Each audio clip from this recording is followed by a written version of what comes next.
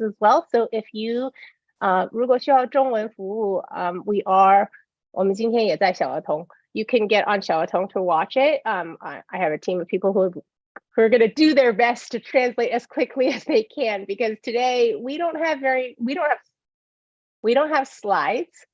We're just talking. And I apologize, I have like sound coming out from a different stream.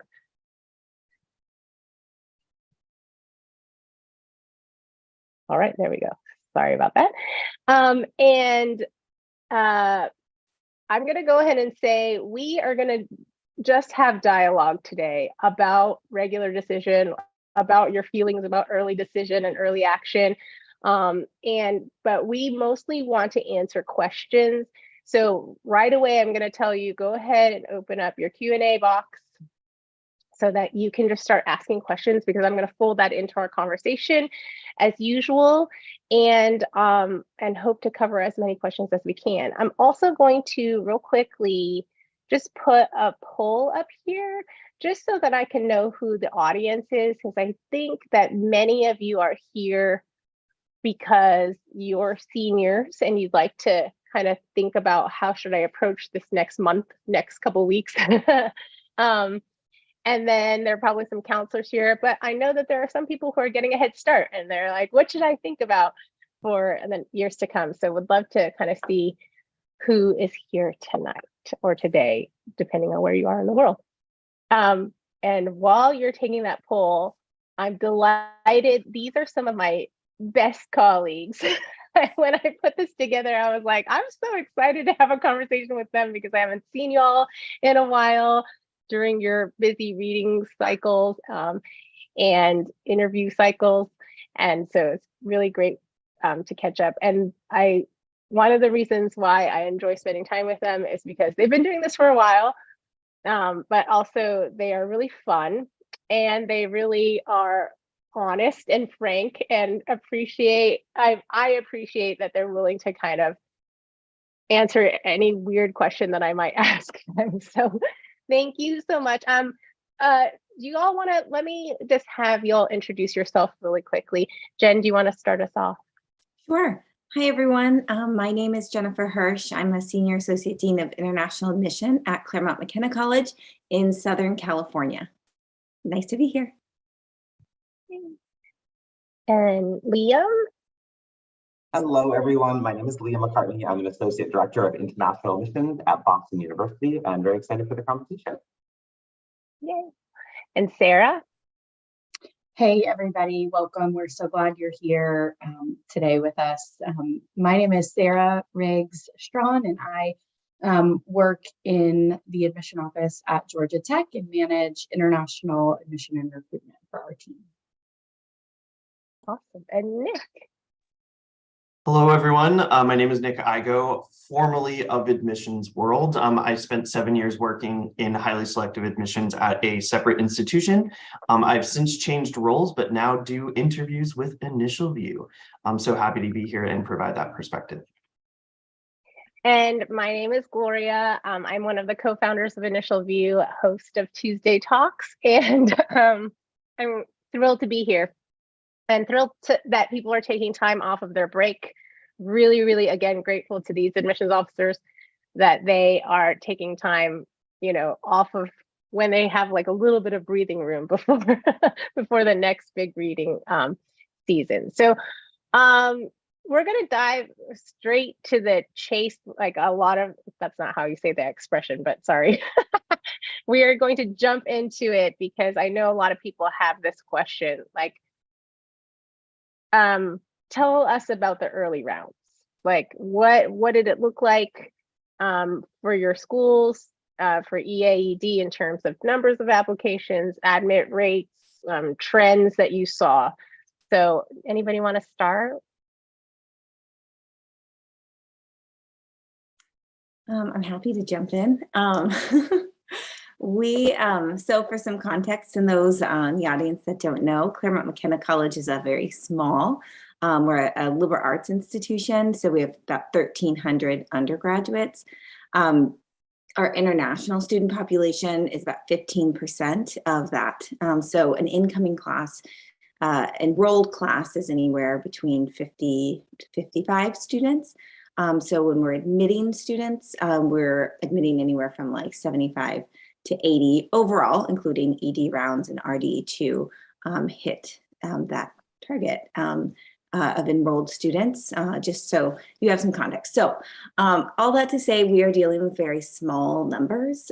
We have about 75 to 100 apps in ED every year. It's been pretty consistent in ED1, and this is just international applications. Overall, we had a little bit of an increase in applications for our overall pool, a little over 500. But when I think about because we're really trying to maintain our international population, we're kind of always working with the same set of admitted numbers for international students. So the past few years, we've admitted 18 international students for ED1. We admit anywhere from 7 to 10 in ED2. But this round, we admitted 18, and that includes international students with financial aid and without. And of this group, 5 were from China. So just to break it all the way down for everyone. Thank you. Thank you. And for those of you who are tuning in, I know that a lot of you are international. I know that there are probably some people here. I'm looking at the poll, and it looks like we have maybe a quarter of the people are counselors. And I think that there may be some counselors that are not from, not international. So if you're not international, some of this information that we're talking is specific to an international applicant pool, and some of it is universal for any applicant. So just to give a little bit of context on why we're focusing a little bit on the international numbers. Anybody else? So, I did invite people from very different institutions to come just to give us a little bit of color on, small liberal arts college, large private, medium-sized public. So other thoughts on, Sarah, Georgia Tech is not ED, so you can talk a little bit about EA and what that looks like for you all. Yeah, definitely. Liam, do you want to chat about ED since it is already passed for you? And then I'll jump in and talk about what we expect in EA to come. Yeah, sure, absolutely. So BU is the large private institution. So the numbers are a little bit different than Jen, just based on the size of the institution. So this year we received about 3,700 applications for early decision. That's all applicants. And the number that's about just under a 5% increase from last year.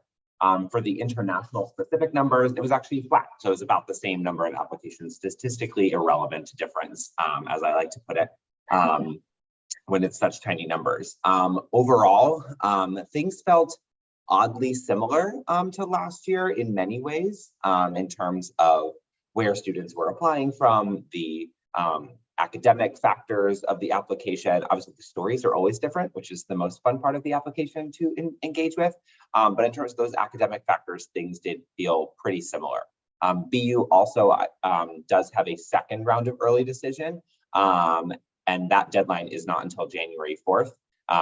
And as many folks on this call, and I'm sure watching know, sometimes students are working on their application until very close to the deadline. So I don't know what those application numbers will look like because we're like 15 days away from that. But we will have that second round. And I would imagine that when between the 2 rounds combined, we'll probably be admitting about half of our class through early decision. That'll be true for international as well as domestic.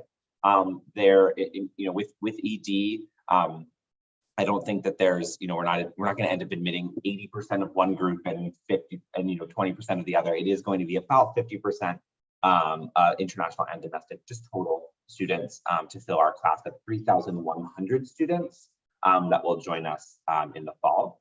For international specifically, that makes up about 24% of our class, so it's just shy of 800 students that will ultimately, hopefully, enroll at BU as part of the class of 2027.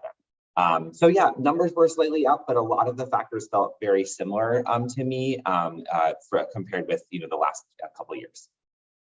Great. Thank you.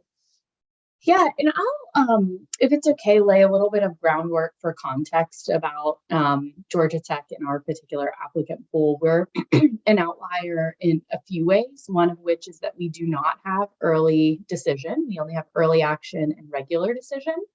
And we're a public institution, which means that residency matters to us a lot. Georgia residency, non-Georgia domestic residency, and international. We have those kind of three categories. And our breakdown is 60, 30, 10 in each of those respective categories. And then finally, we are absolutely an outlier, not just in this panel of my peers today, but across the spectrum of higher education in the US, because as a public institution, the Georgia Board of Regents requires that we require test scores and has done throughout the last several years as well. We were test optional for about half of a year, I like to say. So I don't like to say it, but I will say it because that's the reality. What that means for our applicant pool overall, our international applicant pool, and then our China applicant pool, I'll talk you through that just a little bit as well. Overall, our applications have continued to increase internationally by some miracle. Our international applications have continued to increase, but then specifically within China, I'm sure this will surprise no one on this call, our applications have absolutely plummeted, in large part because many of you cannot test.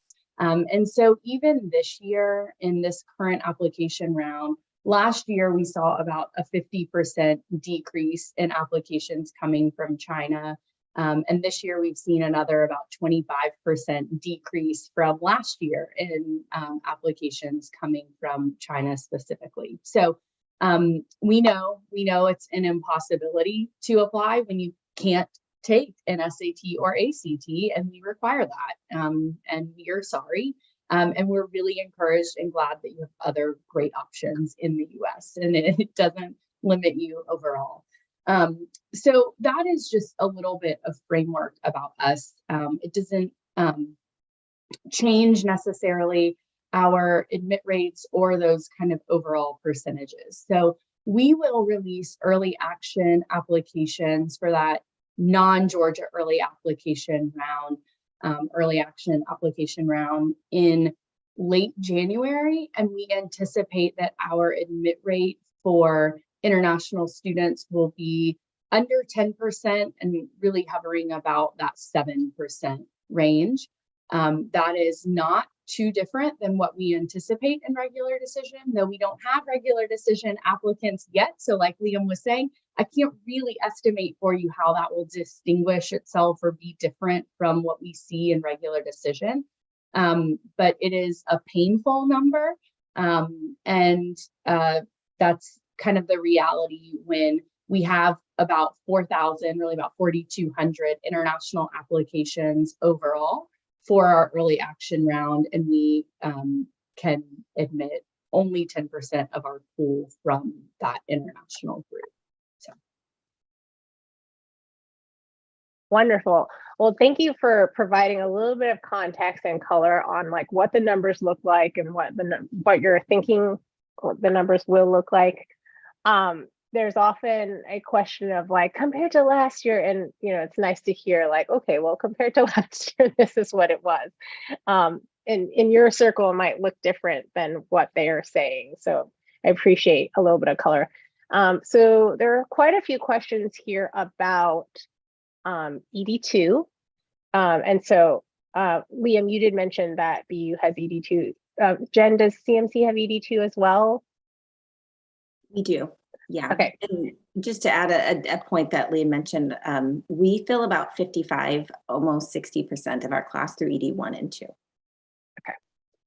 Okay. So one question is, a lot of people are thinking, you've given kind of color like 50 to 55% of the class is filled. There's a question, do you have a better chance, quote unquote, better chance if you apply ED2 somewhere than regular decision? give like pure numbers from last year that I do have because that class is final to kind of share that, right? Last year, BU received about 6,500 applications total, early decision 1 and early decision 2. Students from that group of about 6,500 applications ended up making up just under 50% of our enrolled students for this fall. We then received 75,000 roughly applications that were regular decision applications. So our total, so a little less than 70, I guess a little less, maybe 74,000. In total, 81,000 students applied to BU last year. About 6,500 of them were early decision and early decision 2.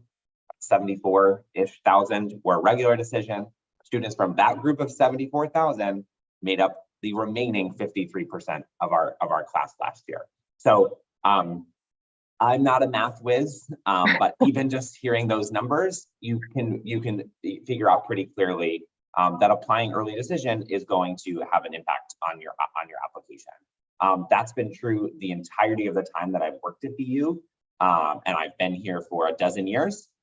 So you know, I can say that yes, applying early decision, whether it's round 1 or round 2, I really view the big difference between 1 and 2 as just the date of the deadline. That, you know, for early decision 1, it's by November 1st. For early decision 2, it's by January 4th. That's really the difference. Either way, at BU, you're making that commitment to wanting to enroll at our institution. You are telling us in the strongest possible way in the application process, Boston University is my #1 choice. And that comes through in your application.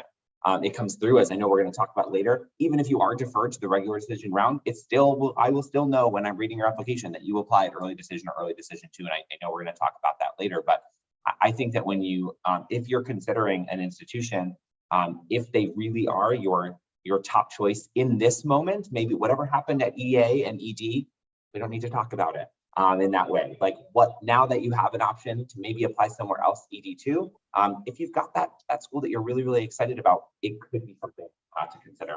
I can say for sure if that school is BU. Anything to add, Jen? I mean, I think Liam's numbers are much more, the contrast is giant. Yeah, well, I did the breakdown of admits for the international pool for CMC, and it's been consistent the last 3 years. That's as far back as I went, but I've done it before that. It's pretty consistent. We've been flat, fairly flat, you know, very small fluctuations in overall applicant pool as well as our international applicant pool. The biggest flip we're seeing is more international students applying for need-based financial aid than those who are not. That's for on our end, be need aware. That's our biggest shift.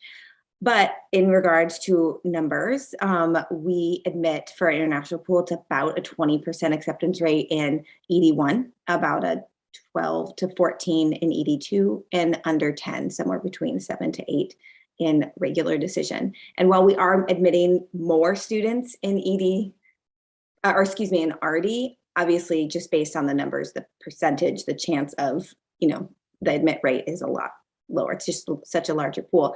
And because we admit so much of our class, you know, we're filling 42% of our class in regular decision. So it's just a lot smaller. Yeah. Wonderful. Thank you for providing that color and landscape. So for those who were deferred, you know, and I'm getting questions on another channel as well. Liam, you know, there's been the question, like, it seems like BU deferred a lot of people this cycle, is what this group of people are saying.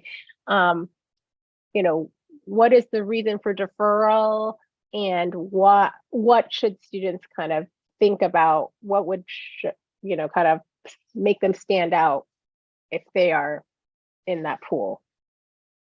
Sure. Lori, you cut out just briefly. Would you mind just repeating the question? Because it's the important pause in the middle. Yeah. Can you hear me now? Okay. Just there's a question here on another channel from one of our live streams, and saying that BU has deferred a lot of people, or it appears that BU deferred a lot of people this ED cycle. And so the question is twofold. One, you know, what makes someone deferred? And then 2, what should I do if I have been deferred to kind of stand out? Absolutely. So I don't know that we've deferred more or less students this year as a percentage wise than in years past. So I just want to it may seem like that from ANAC data, but when I look at the numbers, it doesn't feel like we've deferred so many more students than we have in the past. I think the question that I ask myself when making that final decision, if it's not going to be an accept, right, is I try to picture myself 3-4 months from now. It's December. In March, what might I be thinking about a regular decision student? And if I really don't think that a student is going to have any chance of being admitted to Boston University or have any good news, then even though it pains me to do it, I actually think a denial is something that we're going to lean to do, because I don't want to kind of hold you on. And so if you've been deferred to regular decision, it could mean a lot of things. Sometimes a student may have, a grade trajectory that we're just wanting to see confirmed by mid-year grades, and make sure that we're seeing that continued work. It might be that you've applied to a particularly competitive program, and maybe we're hoping to consider you for a different program at BU. We have some programs that we don't offer admission to at early decision. I think about our College of General Studies. If you applied to a program, we're not going to offer you a different program at early decision. And so that's something that may wait for regular decision. It might be that your application was missing something that was critical. That's a very small number of students. You should not assume that was you, but that is a reality of sometimes we haven't received an English proficiency exam score, or you haven't submitted your first 2 years of high school transcripts. There are things that that may have just made your application file incomplete. It's too late now in terms of that early decision, but it is something that we can think about it regularly when we have more complete information. So it was, I definitely don't think that there were more students that were deferred. I think that the pathways are going to look very similar. There are going to be students that received an offer of admission to the program that they applied to in March. There are going to be other students that might be offered admission to the College of General Studies. There might be students who are ultimately going to be denied. It's not a goal of ours to kind of hold on to students, but the reality is, especially for the first round of early decision, is I don't know what the regular decision pool is going to look like. For early decision 2, I will. They come in at the same time. But for an early decision 1 applicant, at that time, we've only received early decision applications. Really, some eager beaver regular decisions, but there's not too many of them. And so we're really thinking about what more will come in. And then there's the other aspects that are not going to be those grades or whatever. I think students are going to email an essay about why BU is really excited. There might be a short email that you write about your continued interest, and we might receive other updated aspects of your application. If you like an initial view, that's a student might submit. They might submit new test scores. And they might submit another letter of recommendation. There are going to be those kind of, I think, qualitative aspects of the application that come in as well. Yeah, Gloria, if I can, I know we haven't released decisions yet, but I would love to speak to this as well. At Georgia Tech, most of the reality is that many of our international early action applicants are going to be deferred. Part of that is because we know we get most of our international applications in regular decision, and we need to see your application in context of the regular decision applicant pool. That is just a reality for us. We, like Liam mentioned, would defer students who we know are competitive for admission at Georgia Tech, are able and capable of doing the work at Georgia Tech. But we just don't have a space in our EA applicant admit numbers to offer admission right away. Occasionally, there is a piece missing, like Liam mentioned, meaning we really would love more context about something. We'd love to see how you're doing in your coursework this year. We might be waiting to see how you perform on a certain element of maybe a new math class you're taking this year, something along those lines. But really, really crucial and fundamental to our early application round We do rely, especially for students who are coming from China, on those initial review or initial view interviews. That's a really important piece of that. And when you have an admit rate that is, again, so painfully low in that round, an initial view interview is a thing that really makes you stand out. And so what we do when we defer students, especially if they have not submitted an initial view interview and they are non-native English speakers, we actually prompt you to do that. So that's something you can do between your deferral decision and your re-review with the regular decision applicant pool, is send us that. We are also going to require that you update any grades. You're going to self-report any coursework and midterms that you have received in your application portal.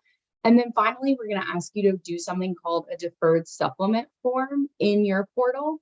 And that basically says, I have changes or additions or new extracurricular activities that I want to add, or new insight for you, additional context to my application that I think you should consider. Or if you have no changes, you can write to us and say, I have no changes to report on my deferred supplement form. Not submitting your deferred supplement form tells us you are no longer interested in Georgia Tech, and that means that you will not get an admit decision in that regular decision round. So there's an opportunity, even if what you submit is, I have no updates to submit, but I continue to be interested, you should submit that form if you are deferred from early action to regular decision. And just to clarify, like if you've been deferred, that means that probably at a minimum, it means that you appear to be able to do the work, as in your GPA, your whatever test scores you submitted are like, you've made, quote unquote, made the cut. Is that accurate? Yeah, like generally, because otherwise yes, you would be denied maybe. Yeah, we would not. If we see that a student is clearly not prepared for the classroom, let's say in my case, Georgia Tech, we are not going to string you along for the sake of dragging you further in our application. We are going to give you as clear a decision as we can, as early as we can, so that you can move on to other options as early as you can. We may be missing test scores from you, and as you know, at Georgia Tech, those are required, and so we may defer you if that's the only element of your application that we're missing, to see like, were you able to get test scores between your early action application and your regular decision application. But absolutely, we are not going to defer a student that doesn't seem like an appropriate fit for our institution at that onset of review. Great, thank you. Okay, well, let's pivot a little bit and talk about strategies, because we're just going to assume that most people have either been, most people here either got some news that they weren't thrilled about, or they're nervous about deferral and they still are interested in a school. And finally, people who are like, nope, now we're applying to a whole new set of schools. So let's just start really pretty broadly. Like, given the selectivity of these institutions, and Nick, I'm going to pull you in as well, just from your experience at Johns Hopkins as well. What should students be concerned about in this regular decision round? Like, what should they really focus their time on at this point, given that they probably already have done some of the work for ED or EA, and now it's like fine-tuning time for regular decision? What are some first thoughts that come to mind in terms of how to approach these next couple of weeks? I'm happy to jump in because I'm talking to a lot of students about just this. The way I look at it is, at this point in your high school experience, your grades are mostly set. Your activities are mostly have been participated in and hopefully continued, but adding an activity now is when we look at involvement, it's a little bit about longevity and depth and investment. So this point in time, you're not going to really see a lot of that. So for us in CMC's process, it's all of the extras. Most importantly, the initial view. We've always in our process encouraged interviews. We do offer some through our own process. As I've gotten more familiar with our international pool, I direct all of our international students around the world to InitialView, because being able to view a recording, seeing the writing sample adds immensely more to your application in our process than it does an interview. And for context, an interview through our office is a conversation you have with an office employee or an alum, and they do a write-up. So if you just think about what's being added to your application, do you want someone else, a third person, writing about your conversation to be added to your application, or for us to actually see you have a conversation with somebody, the interaction, the engagement, and we're in an applicant pool where there's lots of students with excellent grades and lots of students that have invested a great deal in their communities and their extracurriculars. It's the interviews and the extra components of the application that really set our students apart. So I think Sarah mentioned, students from around the world more increasingly, but particularly in China, if you have an initial view, that's already going to set you in a stronger position in our applicant pool. In being really authentic and genuine in those interviews, it's important to know that we can identify when students are delivering memorized information, when students are sort of gearing, like very, very lightly touching on the question asked, and a kind of, pivoting very quickly to a prepared element. For me, what I really want to drive home to students is you can write down everything you want in your application, and we will read it. We will read your resume. We will read your essays. If there's an accomplishment you need us to know about, we will know about it. Your interview is about how you engage with people, how you communicate, your ability to converse about a broad range of topics, not about reiterating a resume. And so when students sort of gear off and start just reiterating things, and clearly they have an agenda in mind, it feels like a incredible missed opportunity. So it's just about having that conversation and bringing to light the things you're proud of based on what you're being asked and where the conversation goes. But it's not another opportunity to just cram in everything that you think we want to hear. Yeah, building off of that, because I have oftentimes very similar advice, or did have very similar advice for students. And Julian, Gloria knows, I've done many presentations about authenticity with InitialView. So that is definitely the buzzword that I'm sure all of us would echo. And I think contextualizing that, though, within the expectations for regular decision is really difficult, because we know that many of you have already worked on your applications. You're like, authenticity, I thought I was authentic when I was applying to my ED school, right? And you likely were, but we want you to do a little bit more of that soul searching as to what are the actual things that you overlap with the institutions to which you're applying, right? When we have the luxury of choosing from tens of thousands of applicants, even at smaller institutions, right? The thing that's going to differentiate a student is the personality of a story, not the plot of a story, right? And so that's really where InitialView comes in. And from the seemingly hundreds of interviews I've already done this fall, the most successful ones, in my opinion, I'm not evaluating them from an admissions perspective, but just from the hundreds of conversations I've had, the ones that are most successful are the ones that evolve from an interview to a conversation. And they're the ones that really are balancing what I like to say is plot and personality, which is what Jen was just saying, right? It's this idea of, you can tell me your pre-scripted story, but what is that story? What is the purpose of that story? How are we actually engaging? And how can admissions officers interpret that conversation, or if they're interpreting it as an interview, right? How can they interpret that within the context of their own processes, right? So all three of the institutions here are probably going to use InitialView a little bit differently. I can tell you all the other institutions that are accepting it are probably looking for different pieces of information to support their own processes. But the common thread there is how students engage with that process, how they've prepared.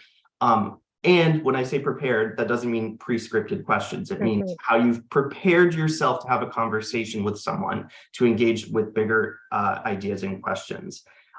Heading into regular decision, yes, if you haven't done an InitialView, you're on this call, we are going to recommend it here, right? Of course we are. But we encourage you to take a look at the other pieces of your application. If you haven't submitted yet to other institutions, you're trying to reframe, you're trying to restructure, take a look at, how you've been authentic in your storytelling. Are the schools on your list the ones you want to be on your list, or are those the ones that your parents or your agents told you need to have on there, right? What is going to set you apart is the openness, the honesty, and then how you've transformed that beyond just listing your achievements. There's some great tools like InitialView to help you do that, but you do have ownership and control over your process at every step of the way. Yeah, I'll just add one more thing. There's also part of this process, I don't want to discourage anyone, but I want to maybe take some of the pressure off, though I don't think this will. A lot of times an admission decision isn't about you. So no matter how authentic you are being, no matter how good of a fit you really are for any of our institutions, each of us will have a charge of institutional priorities. And especially at highly selective institutions, a lot of times you may be a great fit, but we just, because of our other priorities, cannot admit you this year.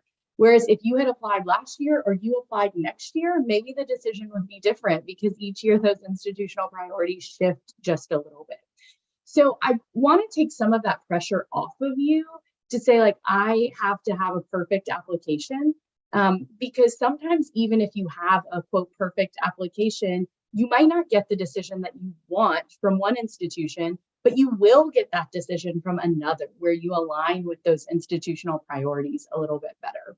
So I don't want to discourage you in that, but I do want to help you understand and like take away some of that I didn't get in. It isn't about that. It's when our charge, honestly, is to meet the institutional priorities, right? When we're reviewing applications, and we want to do it with students who are best fit.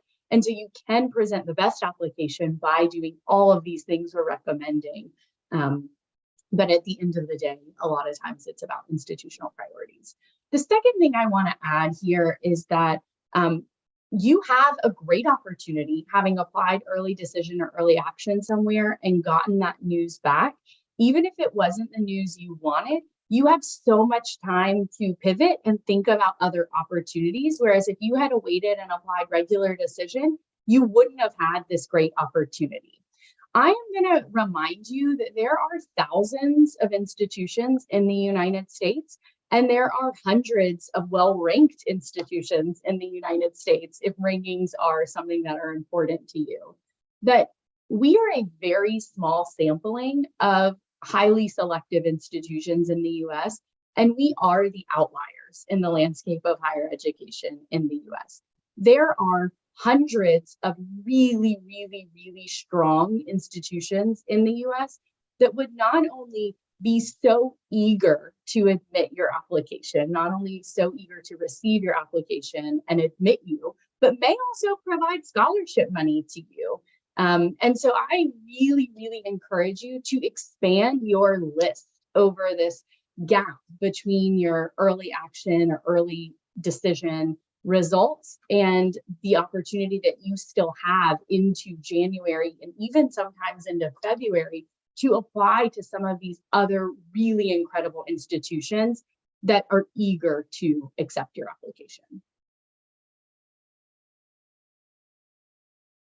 So Sarah, you mentioned institutional priorities, and we, for anybody who's this is your first time logging into a Tuesday Talk, we actually have a specific Tuesday Talk about institutional priorities. So I encourage you to go back to that recording. But just for the sake of this call, I think a lot of times people will be like, okay, well then what are your institutional priorities? And like at InitialView and, clearly like in these conversations, we are like, don't try to jam yourself into something that you're not. But just to give context, like what types of things are institutional priorities? Like just some examples. And it may not have to be this year. It can be I can answer, some of those. I think institutional priorities are different by institution, and they are different year to year. And so I think it's really important, as Gloria just said, like, don't try to become an institutional priority. Like, please just be yourself. That's the best thing you can do in your application. I say this all the time in my talks in the last year and a half. So if there's parents watching, like, let your child be themselves in the application. I promise you that is the best thing you can do. Don't be you in the application. Don't try to be you in their application. If you want to apply, we have great grad programs at many of our institutions. You have to read your application. But I think we really want to view that authentic student. I think some of institutional priorities, to be really broad, are the reason why I think a lot of us work in this field is international students, right? BU has an institutional priority to bring in about 24% of our students who will be international. So that is an institutional priority. We have 10 undergraduate schools and colleges. It is an institutional priority for us to continue to have very successful schools and colleges at Boston University. So I want to make sure we have a successful freshman class to our College of Engineering and our College of Communication and all of the other incredible programs. So we think about your program. I think that there's an institutional priority sometimes to in terms of providing financial aid and scholarship. I'll be very broad here, but I think in many cases, in the vast majority of cases, like all but 7, there are factors that we have to consider with financial aid and scholarship. How much money is available to be awarded? And so we have to make sure that we are thinking sometimes about that. There are so many other institutional priorities, the diversity of the class, where in the world that they are enrolling from. So I think there's a lot of different institutional priorities to try to be really broad. I'm not going to be specific because I don't want you to try to become that person that I'm randomly giving an example of, and it's not a real example. But I think that they can shift from year to year as new programs emerge, as new initiatives come up at an institution. But I think there are those factors that are, something that you're not going to be able to magically come into. They're just part of, just be yourself in the application. And I think that is where that allows us to fill our institutional priorities. Yeah. Wonderful. Thank you for that. I appreciate that. And I, again, like it doesn't matter. You should know what an institution stands for. That's an institutional value. But you do not need to know what that year's specific priority is, because it doesn't, if you happen to fit into it, awesome. If you don't, that's not your fault either. And it would be a shame for you to try to write about something or do something when it's not, in fact, something you love or are. Okay, so common mistakes. What are some common mistakes that you see in the regular decision round?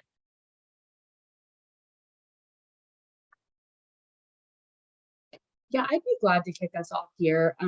In the regular decision round, we don't have the luxury of requesting more information from you, right? Like, you don't have that time to ask for something more and then re-review it in the next round, because regular decision is the final round.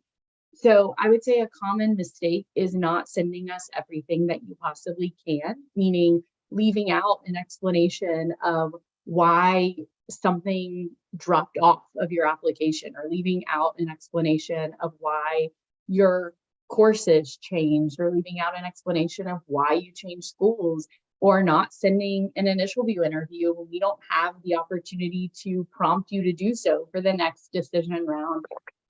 Leaving anything that we could have a question about out there as an unresolved question when again, we don't have the luxury of sending you another form to submit or requesting that information for another round in future.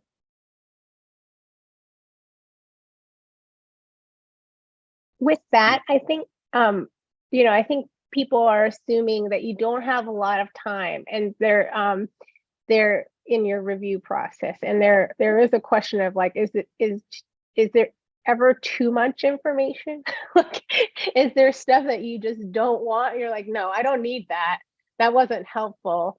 Or is it like, no, everything could be helpful, and if you want to put it out there, put it out there. Like, what is kind of your thought process about in thinking about that? I have a couple thoughts. One, kind of for the first question and the response to the second question, but they do tie together. So, common mistakes for CMC and for lots of institutions, but I definitely hear my colleagues at other small liberal arts talk about this a lot, is fit, match. There's that is the same for every school, has an element of that. It's just sort of delivered and interpreted differently. But for CMC, we have a question that we ask you, why do you want to attend CMC? And this isn't just a regular decision applicant mistake, but it happens across all of our rounds, is a very general response. So if you really are, applying to schools for what I think an admission officer would see as an arbitrary reason, namely a ranking or, something you perceive about us as an institution, versus something like nuanced about what we offer, thinking about what our mission is and how we try to be very transparent about how we deliver our education. And if you go to our events, just even go to an info session, you're going to already start to get a sense of that. So we try to make it very accessible. But if your reasons for applying to us, as far as we can assess through the specific areas in which we ask you about that, if those feel very broad, very general, and they're not really sort of getting at the heart of who we are and why we're a good match for you, then that's, said it earlier, a missed opportunity. And that does put a lot of work on applicants to kind of do that for all the colleges, especially in regular decision. But that's a significant deciding factor in our process. So I think it's important to say that. As far as volume of information you provide, we are one of those schools that welcome a resume. It's not required, but we welcome it. And I tell students you are more than welcome to submit additional information. So I totally agree with what Sarah said. If you feel like there's questions about your story that did not get answered in the exact questions that you were asked through the common application, please feel free to submit additional information. One perfect example for CMC, we don't have arts programs, so we don't use slide room. We have no formal process for you to send us any art material or a portfolio. But if that's a big part of your story, we'll take it in sort of an informal capacity. Too much.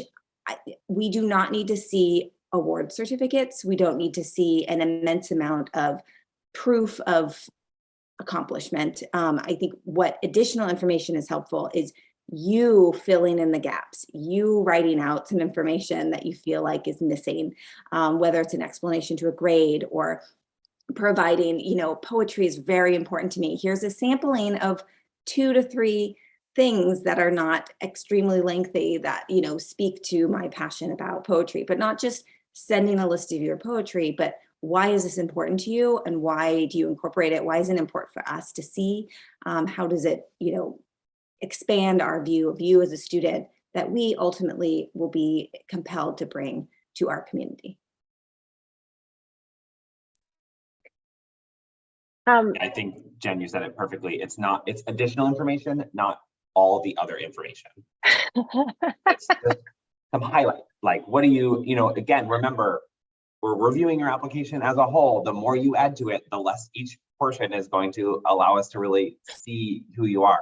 So just showcase, if you're using that additional information, fill in the gaps and maybe showcase a small handful of additional things that you really want to highlight, not 1,000 things. And now I don't really know who you are anymore. I've lost it. Yeah, and similarly with the interview, you do not need to say everything that you already said in the application. You're really kind of trying to tie those things together and provide that connecting of the dots and context. And so we see the same thing where people are like, spew as much information as possible.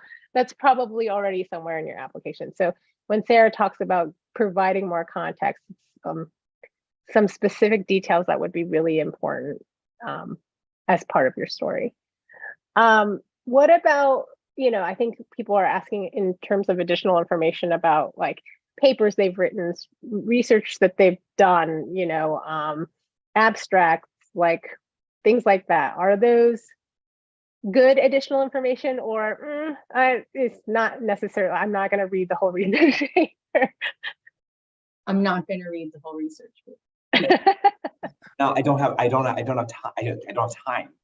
Yeah. I think if you do an abstract, that's about the most that I could read. I think if you're in the IB, you don't need to send me your extended essay. You can send me the title of your extended essay. That is very interesting. I would love to know what you wrote your extended essay. I wrote it in economics. This was the title. Cool. That's all I need. I can't read your extended essay, right? I have so many of your of the other parts of your application that I have to read. I have recently found more students submitting, and this is students around the world, for the Pioneer Academics, at least their professor, the professor that they've worked with, the evaluation of them. I think the final, so it's a little bit of a recommendation as well as a little sense of what you wrote.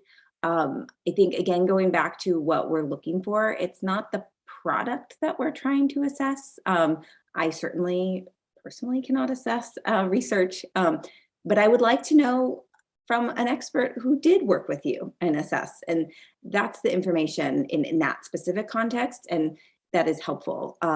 So that does bring me to another thing that we see a lot of is additional recommendations, and the same advice applies. Not all of the recommendations that you could possibly secure for yourself, but like thinking beyond the ones that you've submitted that were required, is there one, maybe two, that provide additional, something different than what the required recommendations provide? I will say, in all honesty, most applicants, that's a no.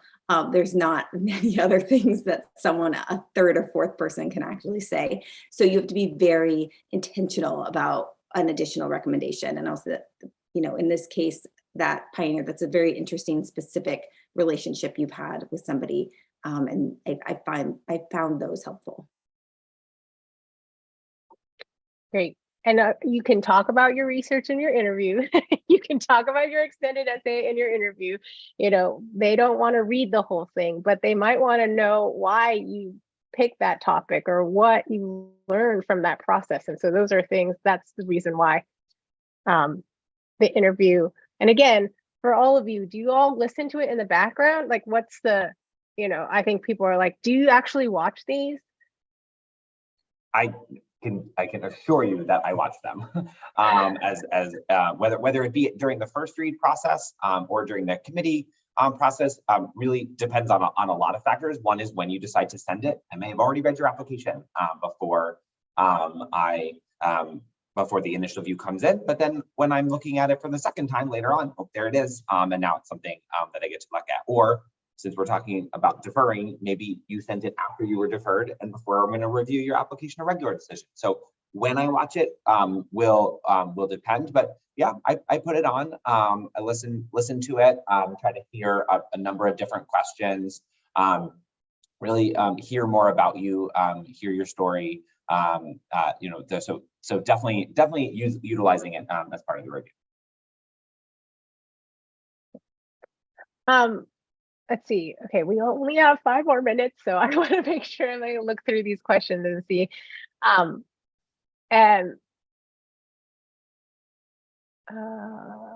Okay, talk very quickly about supplements.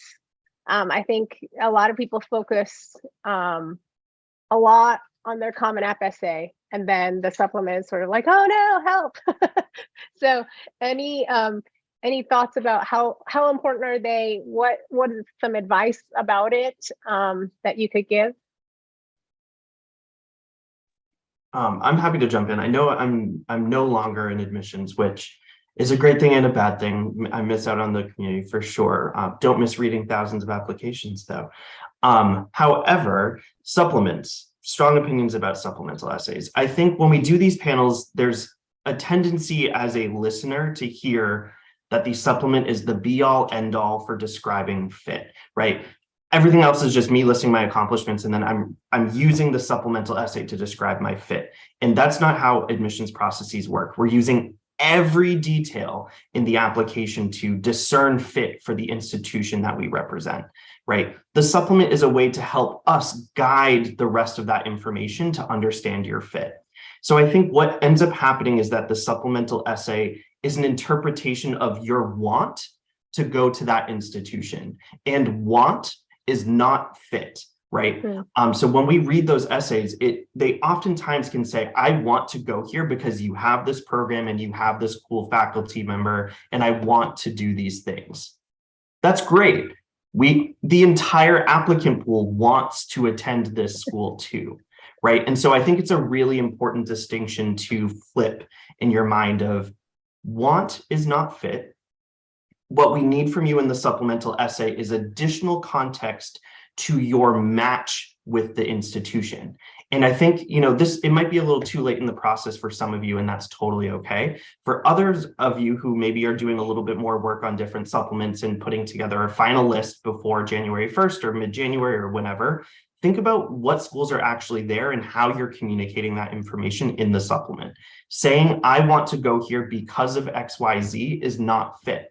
That's explaining your desires. We need to say, why is this, or you need to say, this is a successful environment for you for this specific evidence.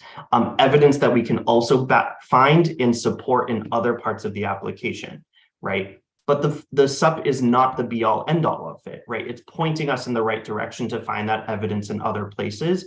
And it also can be bolstered by other information like letters of recommendation, additional interviews, and things like that. Yeah, that's great. Thank you, Nick. That's like probably the best description of the supplement I've ever heard. So I appreciate that. Well, we only have a couple minutes left, and so I just wanted to ask, is there any kind of final advice or encouragement? Or, I mean, it's been a crazy few years worldwide. So for our friends who are tuning in from China, it's been a really crazy past couple months for you all. Any final advice for, this last push? I've noticed this year is really the first year that impacts of the pandemic are most salient in applications. That yes, certainly we've read about it in the last couple of years, but we're actually seeing the impacts of it in applications this year because it's impacted most of our applicants' high school experiences. So activities look really different for the first time this year. Access to external testing looks really different for the first time this year. So all the things we've been talking about for the last 2 years, at least we are. I don't know that we're the outliers in this, but I can say we're really seeing that come to a head this year.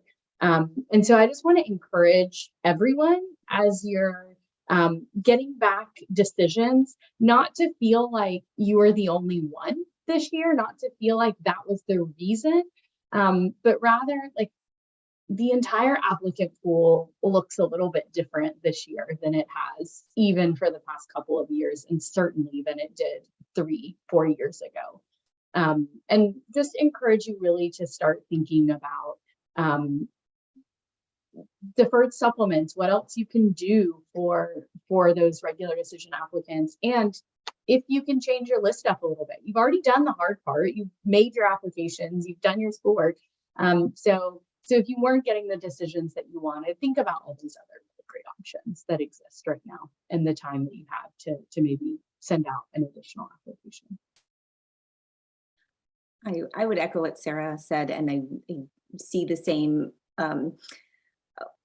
fluctuations in applications. I would add that this is the first year I think I've seen so much fluctuation in grades, like ups and downs, like from the beginning. You all have been in a very interesting setting, unusual setting, and it's varied across the world. So when we think about context, we've really expanded that. We've always read in context. I think every school tries to do that, but I think if this is helpful or heartening to you in any way, on the admission side, we are trying very hard to be sympathetic, empathetic to your journey in high school, because as Sarah said, this is the most impacted group of students based on when the pandemic started. And the journey that you all and the ups and downs you've had to take on. So in the end, none of this is personal. I mean, you heard us talk about institutional priorities. We are looking for that through line, as Nick, in your application to us, from you to us as an institution, as Nick very nicely put. But know that it's not personal, and decisions should not be a reflection of your self-worth or how you think of your application and your story. Just focus on the schools that give you positive feedback and positive responses. Those are the best places that you should be focusing on. And from a school that, you know, has a small admit rate, just forget about us once that happens, if that happens. I think Sarah said it the best earlier, which is to just like not take it personally, and just to think of how much of this application process is going to depend on the pool itself, the year that you've applied to that institution. I think that what you can best do to serve yourself is to be yourself in the application. I talk to dozens of students every year who may not initially think as excited as they are with the outcome. I was one of those students. When I reflect back on my application, the school I ended up going to was ranked 7th out of 7 universities that I applied to. I could not have been more thrilled with my university experience because I was a better fit for that school than I realized that I was going to be. In fact, I was such a good fit that for my first couple of years working at BU, most people thought I applied early decision to my alma mater. I did not. I'll apply, and then I ended up going there. So, do reflect on what that journey is going to look like for you, and where you may end up may be unexpected, but it could lead you to so much joy and happiness and success later in life. And so be yourself in that application, allow your personal voice to come through, take time to relax, to disconnect, and to feel accomplished in submitting a university application. Very few people in the world even submit an application to university, and you've gotten to this point, and you're going to go somewhere for university, and that lack of like what's final here may be a little scary and daunting, but it's going to be an exciting journey for you. And so reflect on that and think about what the world has in store for you. It's a big old world out there, and you're going to find happiness at an institution. So take time to de-stress.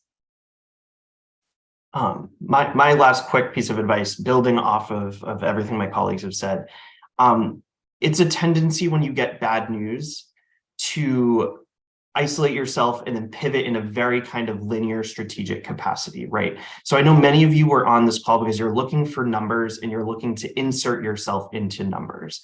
But I want to really emphasize everything that we've talked about today is still about those softer edges. It's about your softer employer valued skills.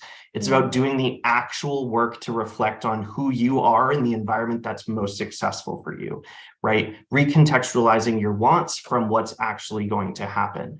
And so we really encourage you to take a moment to, yes, feel what you're feeling right now, because 1, you're allowed to, but 2, don't lose sight of who you are in this process because you're trying to game it. This is not a game. It's your academic stakes on the line. And so we're trying to help you get to the place that's going to be best for you. So take a moment, mull it over. It's okay to have these feelings. If anything, getting rejected is something that's part of life. You're going to get rejected from jobs and other experiences and grad schools and fellowships and whatever, right? This is one of many things. View that as, a chip on your shoulder and move forward. So feel those feelings, move forward, but don't lose sight of yourself in this process. Amazing. Thank you so much. I mean, we've gone over time, but I am actually going to stay on, and I believe a couple of my colleagues might stay on as well to answer InitialView specific questions. I wanted to talk more broadly about regular decision, but I know a lot of people on this call are like, okay, if InitialView is strongly recommended, like, what am I, like, I have lots of questions about that process.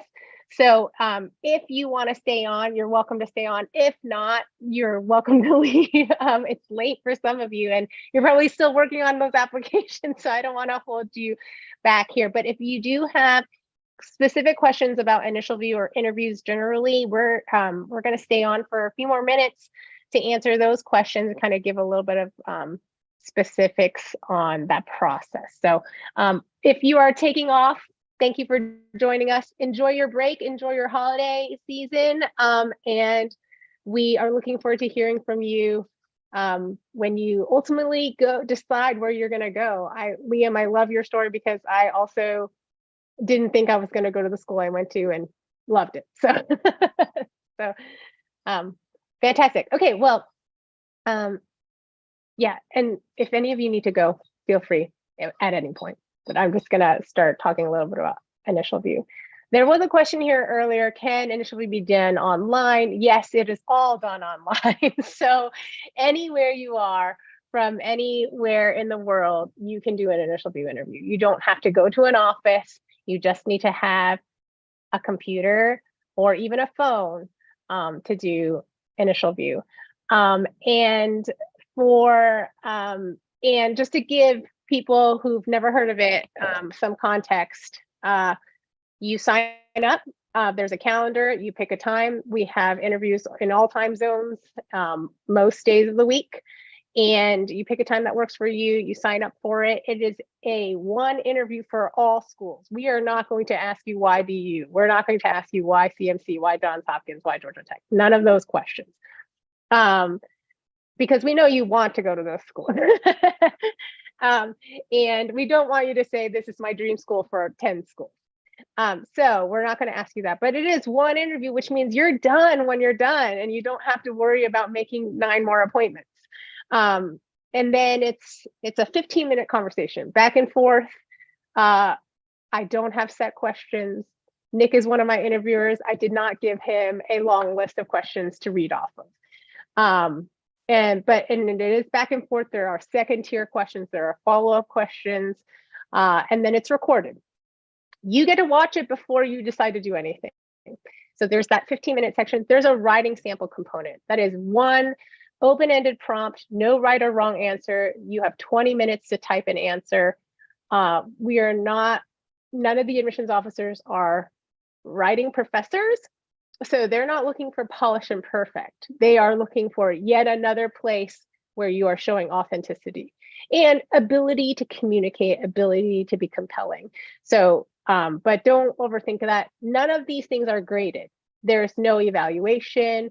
Nick just gets to have a conversation and then release. He doesn't have to evaluate it. Liam and Jen on some level have to evaluate it, but they're also not like, they don't have a checklist here doing grading or, red marking anything. All you can send model, so you can do an interview for one school, you can send it to all the schools that you're applying to. So that's the basic gist of what InitialView is. And so let's take some of these questions. Okay, if somebody did an InitialView interview last year, do you think that they should use that interview this year? I have an answer for that, but I'm curious on the admission side because I would love, or even, Nick, you can weigh in as well, given your two-sidedness of this experience? My initial response is do a new one. A lot happens in a year. And this goes back to working at small liberal arts because we do see a lot of students try to interview right after their junior year in the summer, and that's not a bad thing. It can be good, but what we have noticed, and we actually don't allow students in our own interview process to interview before the end of their junior year, because there's a lot that happens between junior and senior year. I don't know if you feel it, but we see it. And anyone that interviews early in the process, there's just, I don't know if I can articulate this well, so I'll forward it along to other folks, but I recommend doing it a little closer to when you're actually applying, to really kind of, you're in the moment, you're thinking about all the things, you've reflected on yourself. That level of reflection is not there when we see earlier interviews. Yeah, I would echo those sentiments as well. You can tell when someone has done the work to think about themselves in a conversation than a student who's more intimidated by the process and just wants to answer very linear questions. And I think that is hopefully obvious when you are an admissions officer listening to dozens of these at your institution. You can tell which students kind of have done that work a little bit more. I don't want to use the phrase, I'm going to use the phrase recency bias, right? The sooner you do it, the better it is, but that's kind of the truth. And I also want to make it clear too, I know many of the attendees here on the call are from China. A lot's happened in China specifically, right? Your story may have dramatically changed the past 6 months, let's say 3 months, let's say 1 month for many of you. So it could be a helpful piece. For those of you who maybe don't have it in your budget, right? Then there's other ways to share that information that is missing that you're still proud of that old interview, or if you're just trying to add a couple new extra pieces, that's one thing. If your story has changed, that's a whole other piece, right? And that's a reason to communicate that. That's a reason to reflect on that a little bit better. But again, don't use that new opportunity as a game of, oh, I said that one thing in my last interview, and maybe if I'm reapplying, it didn't work last year, so I'm just going to say something, right? It's not a game. It's about telling your story. So make sure you're still prepared to do that. Yeah, and I would say I think some people are approaching InitialView purely as a language piece, and if you're doing that, I think it's a missed opportunity. Like, I think if you're like, well, I just need to make sure that I show that I can speak English, so I did that last year, let me turn it in. I think that's fine, except that the reality is most people, because they're just listening to it, they're getting all this other information in addition to the fact that you can speak English well. So I always recommend do one for this cycle. Don't use a previous cycle. Lots has happened, and you've grown, and you should show that growth. If I can also jump in there too, Gloria, I just realized I had this observation from doing interviews. It's really obvious when you are just using it for an English fluency part, because in the conversation, I'm like, oh, that was a great answer. And then I realize I have nowhere to go. And so it's this interesting idea of like, oh, you use this really articulate word or this articulate answer. And when I'm kind of trying to follow along, I'm like, oh, that was really interesting. And then I'm like, oh, wait, was it interesting? Like, I don't know how to drill down a little bit more. And so the most successful kind of give us a little bit of room to continue that dialogue and dive deeper into your interests. Your English fluency will be clear when we get to that point, right? If we can get to that point, you're already in the door. And I will note that a lot of native English speakers actually do InitialView as well. And it's not, so the language proficiency piece, while helpful for some cases, and this is just like a reminder for all of your applications, something might be really important for somebody else and may not be as important for you, and vice versa. So like, you don't have to be like, well, like I speak English, so I shouldn't do this. Or I don't speak English, like that's not kind of the approach. The approach is, are you taking the opportunity to really give admissions officers your own voice inside the application. I think that's the biggest piece for me after having done this so many years. This is the one place. What do admissions officers want to know? They want to know, A, can you do the work? And then B, can you be in my community? And I think that's the piece, like the A piece, a lot of you already, yes, we can do the work. But this B piece is the thing that's harder to see. And in the conversation, like literally they can imagine you on campus. They can imagine you. What are you like as a roommate? What are you like? Are you going to go to office hours? Are you going to engage? Like, are you going to just sit in the back of the classroom and not say anything? Or are you going to be the one who asks questions or is okay with somebody challenging you on an opinion and things like that? Okay. Let's just hop in, Laura, because Nick said something that just like stuck with me, which is like, don't be like, okay, I said that last year. I'll say, like, please, I go back to what I said earlier, like, please just be yourself.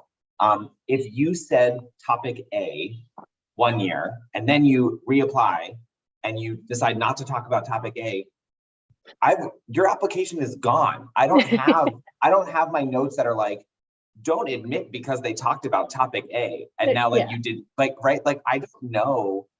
I'm not going to remember your initial view from last year if you're reapplying, and now maybe that would have stuck with me differently. So again, talk about you, be yourself. That is so important. That is what I want to see when I'm talking to students. It's what I want to read about in their essays. It's what I want to hear when I'm listening to an initial view. I just want to hear about a student being who they are.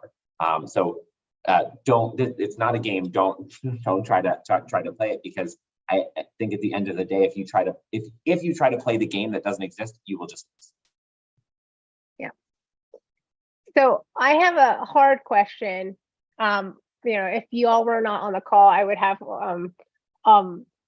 stuff to say about it, but I want to, it's not required. So why should I do it? And this is always like, no school is requiring it. Why do I need to do it? Is it really helpful? Okay. So what does strongly recommended mean? What does optional mean? Like, I think people are not sure. They don't know the value of it. So if you want to weigh I back off mute, so I get to chime in quickly here. But Georgia, this is just like very great. At Georgia Tech, if you are applying from mainland China in early action and you didn't submit an initial view interview, you won't be admitted. We'll defer you. So yeah, it's not required. We're not necessarily going to outright deny you, but we will defer you. There are maybe a handful of cases where that hasn't been true over my total time working at Georgia Tech, but that is a good kind of general expectation you can have.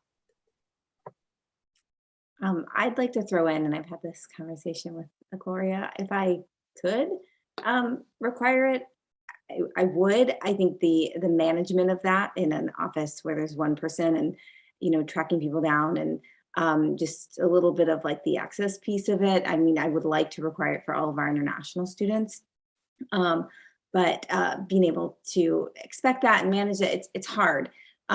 So for various reasons, it's the strongly encouraged, but very similar to Sarah, those with it are at an advantage in our process because we have more information about you and more personalized information about you. That's incredibly valuable in our process. So I try to make sure that's known, and that's been the case for us for a very long time. I think this question is funny because we need to answer it when we're providing that answer, but the same people asking that question are the same ones who are also vying for the very few interview spots at schools that offer interviews, right? And so my question then is, what is different, right? This is another interview opportunity, especially if a school has limited interview spots. There's also important context there because not all schools do interviews the same way. As we've talked, there's alumni interviews.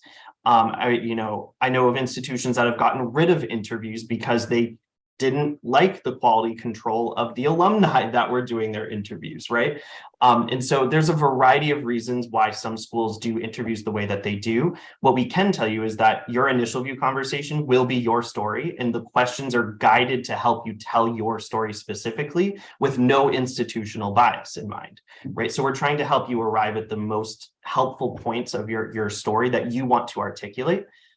Whereas you don't necessarily have as much control if you're entering into a university space, and then you don't have control over who's writing your advocacy, right up after your interview and things like that. So you do get to own this process from beginning to end. And there's a lot of different interview opportunities at different schools, but you might not have access to them, right? There's limited time slots. That's just because of bandwidth in most cases. This is a way for you to ensure that your story is still being told through an interview process that schools still really like to hear from. And Nick, I think Jennifer has something to add about like school interviews versus initial view interviews, but I'll just say really quickly on behalf of all the schools in the US that don't offer evaluative interviews, meaning we don't offer the opportunity for you, any applicant who's applying, to interview with us or with alumni. And there are a lot of institutions like that. And so this opportunity for an interview, while though not necessarily required by every school, is just that. It's a unique opportunity that at Georgia Tech, only our international applicants get. And so it's like this extra opportunity or addition to an application. So, U.S. citizens or applicants from within the U.S. have an opportunity to do elevator pitches and all those kind of other things through initial view, but specifically, this is an initial view. Full interview is an opportunity specifically that you're speaking about. Yeah. I'll just add, sorry, Gloria. No, go Jen. I'll just add, because we have, I'll just name it, we are a little conflicting in our messaging because we strongly encourage interviews. We talk a lot about fit with the college. And I think when I see emails from international students, questions about our interview options, I think what I'm interpreting is, oh, well, I have to do a CMC interview because I think that speaks to fit, interest, kind of what Nick talked about, desire, want. Your application tells us that you would like to come here. And I want to be careful not to be too disparaging of our office process, but I will say with the invention and introduction of initial view, I have lost favor of our own interview process. So for us, in honestly, we've done interviews for well before initial view was around. So it's just a piece of our office. And it has been very rare that an international student had one because they often aren't coming to campus, most domestic students and people in the US. But the pandemic has really changed the game. We no longer offer any of our interviews in person. It's all virtual. So every interview, alumni, CMC, office staff, initial view, they're all virtual. So I would go with the initial view because we see you. And I mentioned it earlier in the session, the result in your application of a CMC interview is a write-up. Our interviewers are lovely people, and I think they understand their job, but it is an unequal outcome in applications. And you won't know that. You will never see that write-up. You won't know what they said, and you will not have any clue if they told us about topic A that you really wanted us to know about, or did it justice. So this is probably the most honest I've been about this process, but the initial view means you have control. And the last piece I'll say is the interview does not need to be CMC specific. Back to Nick's original point, we're looking for a through line of fit through all pieces of your application. So that why CMC question can be a bit of a capstone to that, but whatever you say in your initial view should not be school specific, because ultimately we just want to get to know about you, and we connect those dots along the way. As long as the story is fluid and it makes sense from all the pieces, the interview does not need to be CMC specific or school specific. I think we've all acknowledged that. Yeah. And I, you know, in the early days of InitialView, a lot of people wanted to be like at the end, you know, the last question for everybody, so you know, is always, is there anything else you want to share? Is there anything else you want to add? So you will always have that place. So don't get caught up in the beginning, like, oh my gosh, I really want to talk about biology, and like it's just not coming in this conversation. Don't worry. The last question is always, is there anything else you want to share? But it was funny in the early days, people always wanted to use that piece and say, so such and such school is my dream school. And we were like, oh, like the whole conversation was really great until that moment, because when they would go into why it was their dream school, it was almost as if they were reading the website of that dream school. And I was like, that didn't tell me anything about you other than how great the school is, which the admission officer already knows how great their school is. They don't need you to reiterate that. So that's why we introduced virtual stars, because we're like, if you really want to show a school that you really like them, just give them a star. That's an indication. And then again, it's not the star itself, but it's the star plus the supplement plus the through line of like, this kid belongs here, you know, that adds it. So just reiterating, like the whole thing, the whole point of the one interview fits all is because that one interview should just be about you. It should just be about you, whether or not, you know, wherever you are. And the hope here is that when you go to college, you're not going to try to shove yourself into a little puzzle piece. And instead, you are that puzzle piece. So just authenticity, like I could not say that enough. I know that's really hard and nebulous whenever we talk about that word, but I just want to say, have a conversation. And part of that is, I often get this question, what are the questions like? And I no, the questions are like, I don't know.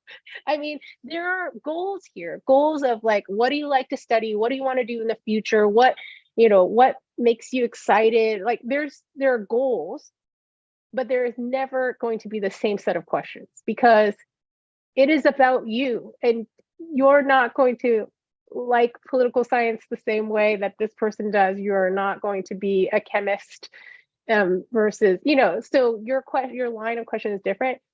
I think the way to prepare is to make sure that you do have a through line, that you do have the ability to drill down, that if Nick asks you a question to like, tell me a little bit more about your research, that you're not like, oh shoot, I didn't actually do the research. Like you have to be able to predict a follow-up question and go down that line. So don't talk about things. That's like a big problem where people are like, okay, here are my list of achievements. I have to talk about my list of achievements. So I'm gonna get ready for that first tier. Like, okay, I'm gonna talk about Model UN. I'm gonna talk about, I don't know, volunteering at, with autistic children. Like you're able to give that first tier. And then when Nick comes in and asks you, tell me about how that made you feel. And you're like, that's the part where the students are differentiated at that moment. That second tier question is where they're differentiated. So don't bring up a first tier answer if you don't have a second tier ready. Building another piece of advice on that too, Gloria. Let us interrupt you, or don't talk for 5 minutes when we do ask you a question, because while I know there's a little bit, you want to control your story, you want to make sure all this information is out there, right? Gloria already said there's that last question. If we didn't get to anything, you can always share everything else at the end there. But why we're asking you these other questions is to drill down into these other moments that can be demarcated in your interview as special moments of dialogue and special moments of conversation. If you're dumping all of your answers into a 5-minute answer, it's not as helpful, because now we don't know where your answer is. It can get kind of lost in the sauce, right? You're talking about all these different pieces rather than the specific thing you were asked about.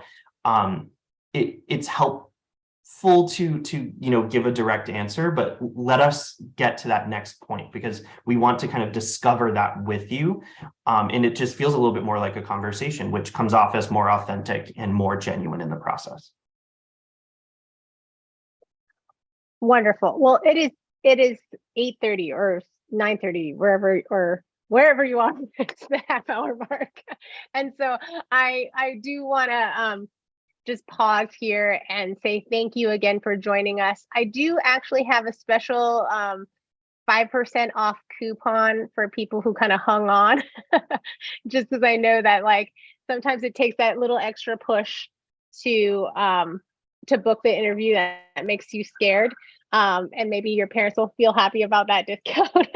But also, I mean, we do provide fee waivers. So if you're like, I can't afford this, some of the schools have come alongside us to provide it. We have been able to provide it. Your friends are basically helping provide these.